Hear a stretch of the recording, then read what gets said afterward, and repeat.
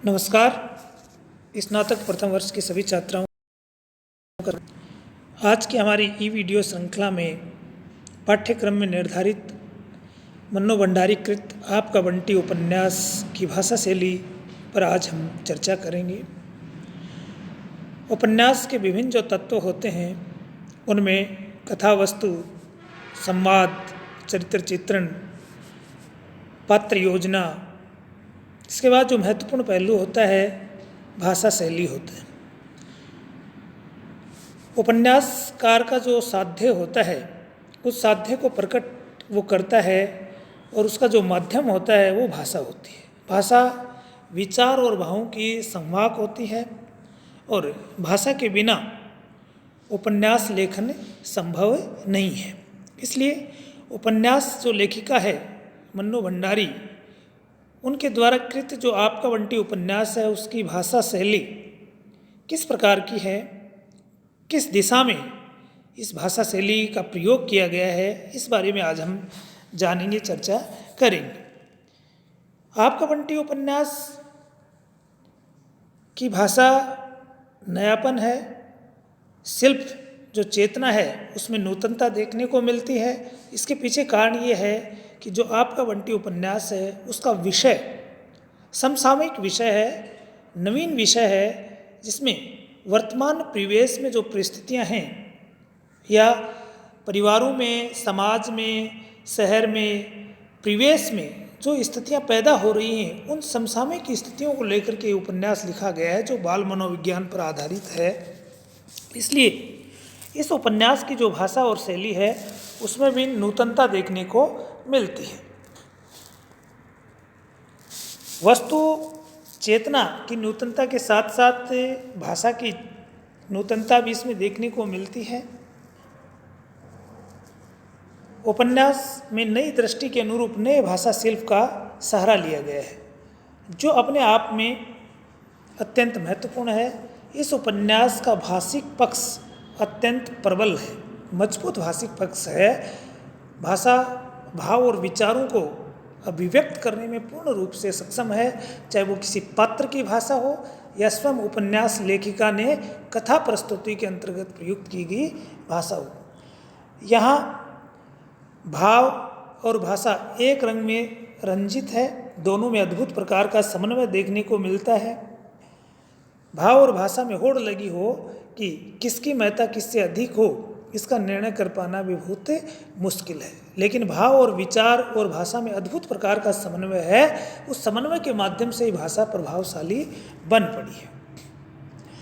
अगर हम बात करें कि मन्नो भंडारी ने अपने इस उपन्यास में विषय और वस्तु के अनुरूप ही भाषा का चयन किया है, भाषा को संप्रेषण में प्रयुक्त किया है, तो ये निश्चित रूप से सत्य बात है, क्योंकि उनकी जो भाषा है वो नई अर्थवत्ता को संप्रेषित करती है। यह बंटी के माध्यम से मानवीय व्यक्तित्व की व्याख्या और उसके विश्लेषण में भाषा का अत्यंत जो सशक्त प्रयोग हुआ है वो प्रशंसा योग्य है।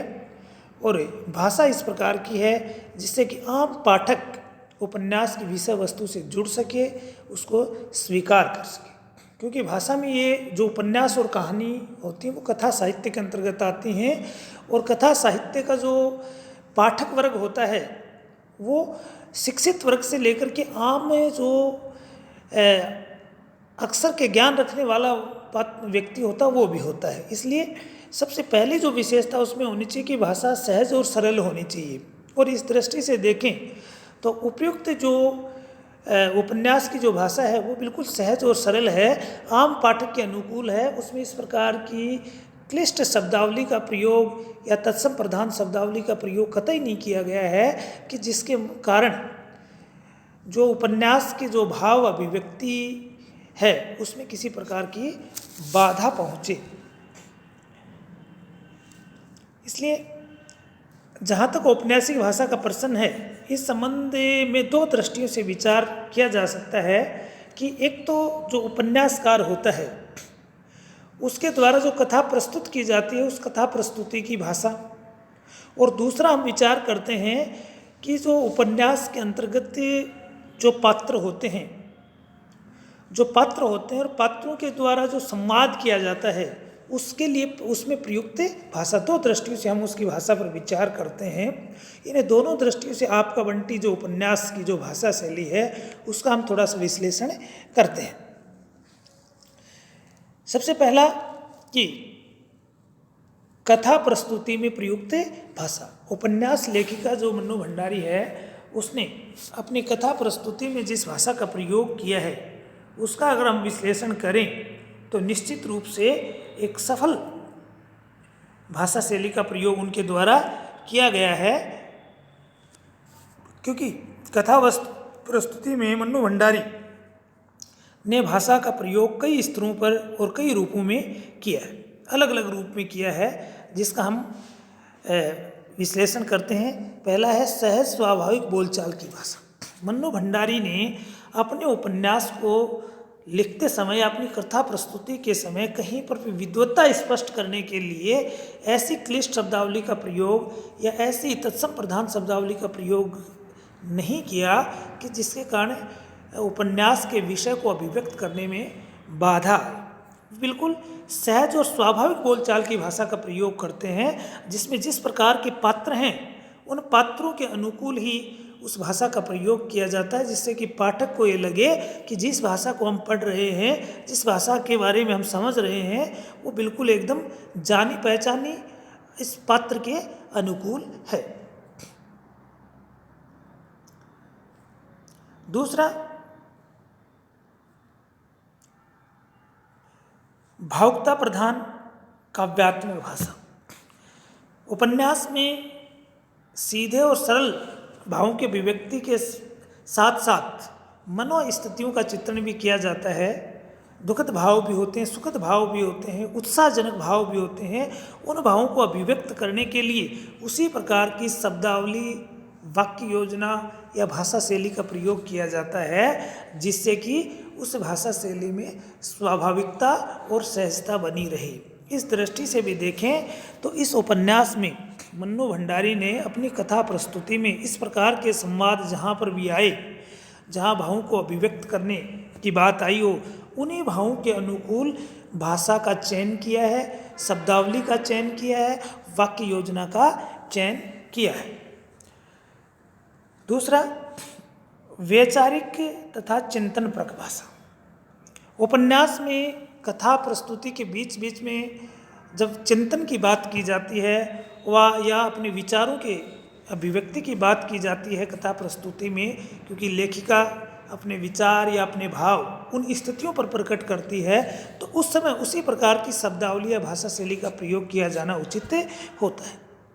और इस दृष्टि से भी देखें तो आपका बंटी जो उपन्यास है उसमें विचार और चिंतन का पक्ष जहाँ भी प्रबल होता है, उसी पक्ष के अनुरूप भाषा शैली का प्रयोग भी स्वाभाविक रूप से मिलता है। और उपन्यास लेखिका के चिंतन और विचारों को अभिव्यक्त करने में मन्नू भंडारी की जो भाषा शैली है वो पूरी तरह से सक्षम है, पूरी तरह से सफल है। उसके बाद हम बात करते हैं कि भाषा पर स्थानीय प्रभाव। भाषा पर स्थानीय प्रभाव ये बहुत जरूरी होता है, क्योंकि उपन्यास में विभिन्न प्रकार के पात्र होते हैं। कुछ पढ़े लिखे पात्र होते हैं, कुछ अनपढ़ पात्र होते हैं, कुछ बहुशिक्षित पात्र होते हैं, कुछ अर्धशिक्षित पात्र होते हैं, कुछ ग्रामीण पात्र, कुछ शहरी पात्र। तो विभिन्न जो पात्रों की जो योजना होती है, उन पात्रों के स्थानीय जीवन या उनकी स्थानीय बोली का प्रभाव आना भी जरूरी होता है, क्योंकि स्वाभाविकता के लिए यह आवश्यक है। अगर हम उपन्यास में किसी पढ़े लिखे पात्र से गंवारू भाषा का प्रयोग करवाएं या किसी अनपढ़ पात्र से हम बिल्कुल एकदम शुद्ध साहित्यिक भाषा शैली का प्रयोग करवाएं, तो अस्वाभाविकता लगेगी और पाठक ये सोचने पर मजबूर हो जाएगा कि इस प्रकार का पात्र इस प्रकार की भाषा शैली का प्रयोग कैसे कर सकता है, और जिससे उस उपन्यास लेखिका जो होती है, लेखक होता है, उसकी विश्वसनीयता पर प्रश्न चिन्ह लग जाता है कि इन्होंने भाषा में जो स्वाभाविकता है उसका प्रयोग नहीं किया। इस दृष्टि से देखें तो जो आपका बंटी उपन्यास की जो भाषा शैली है वो बिल्कुल उसी प्रकार की है। बालक जो बंटी है, बच्चा है, तो उसके बाल मनोभाव का प्रभाव है। शकुन जो पढ़ी लिखी कॉलेज की प्रिंसिपल है, शिक्षित है, उस शिक्षित है, उसकी भाषा शैली में उसी प्रकार के लहजे का प्रभाव है। और इसमें अधिकतर जो पात्र हैं वो पढ़े लिखे पात्र हैं, सभी पात्र पढ़े लिखे हैं। एक फूफी जो कि अनपढ़ पात्र है, कम पढ़ी लिखी पात्र है, उसकी भाषा शैली में बिल्कुल सीधा सा प्रभाव है उसके ग्रामीण परिवेश का, उसके अनपढ़पन का उसमें प्रभाव आ जाता है और उसे पता भी लग जाता है कि अमुक जो पात्रा है वो पढ़ी लिखी नहीं है। क्योंकि उनके कुछ उदाहरण हम देख सकते हैं। तुम यहाँ खड़े खड़े क्या कर रहे हो बंटी भैया, चलकर नहा काहे नहीं लेते, यानी कि सीधा ही भैया और नहा काहे नहीं लेते, सीधा ही इस प्रकार की शब्दावली का प्रयोग किया है जिससे पता लगता है कि अमुक जो पात्र है वो अशिक्षित पात्र है, अनपढ़ पात्र है। यह लो और सुनो, यह कहानी सुनाने का वक्त है, काम सारा पड़ा है और तुम्हारे वो कहानी सुनी जाती है, दिन में नहीं।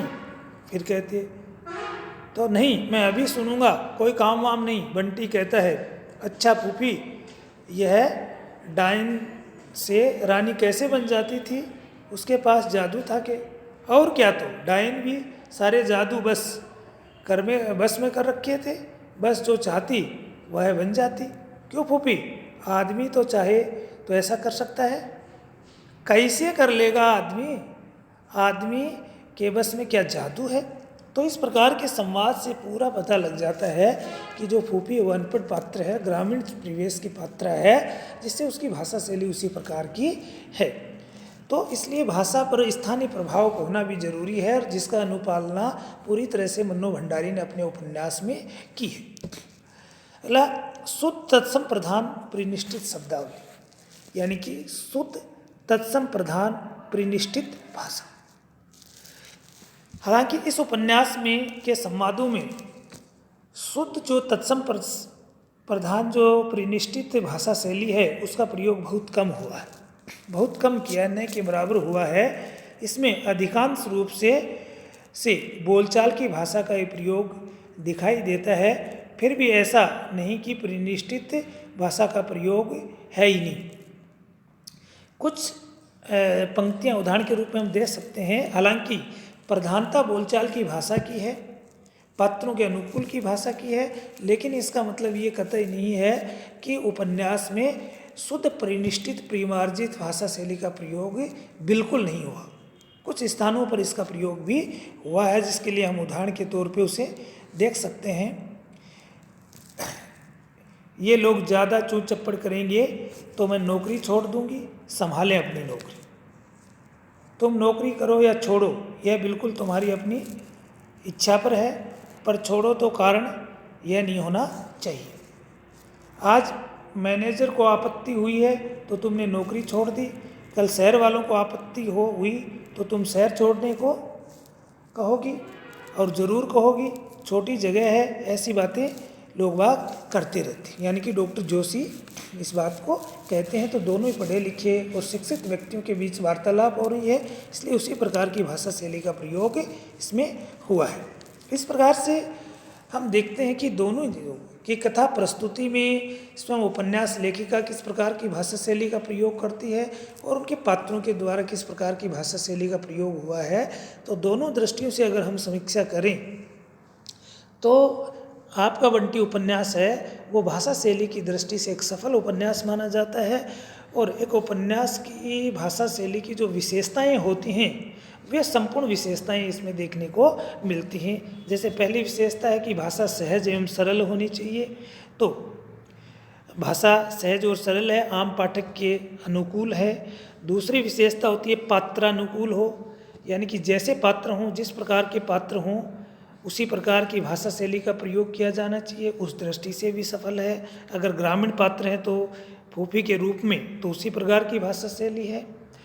अगली भावानुकूलता, कि भाषा में भावानुकूलता होनी चाहिए, यानी कि जिस प्रकार के भाव हों उसी प्रकार की भाषा शैली हो। तो इस उपन्यास में उसी प्रकार की भाषा शैली का प्रयोग भी किया गया है। बोलचाल की व व्यवहारिक भाषा का प्रयोग इसमें हुआ है। प्रतिष्ठित और शुद्ध मार्जित भाषा भी प्रयुक्त होनी चाहिए, उसका प्रयोग भी होता है। भाषा में गतिशीलता हो जिससे कि वो कथा को आगे ले जाए, वो भी इसमें देखने को मिलती है। तो सभी दृष्टियों से देखें तो आपका बंटी उपन्यास की जो भाषा शैली है वो बिल्कुल सफल है। और उपन्यास में जिस विषय को प्रस्तुत करने की चेष्टा उपन्यास लेखिका के द्वारा की गई है, उस विषय को प्रस्तुत करने में उपन्यास की भाषा पूर्ण रूप से सफल रही है। और अपने मंतव्य को प्रकट करने में उपन्यास लेखिका भी पूर्ण रूप से सफल हुई है, जिसमें भाषा का बहुत बड़ा योगदान है। धन्यवाद।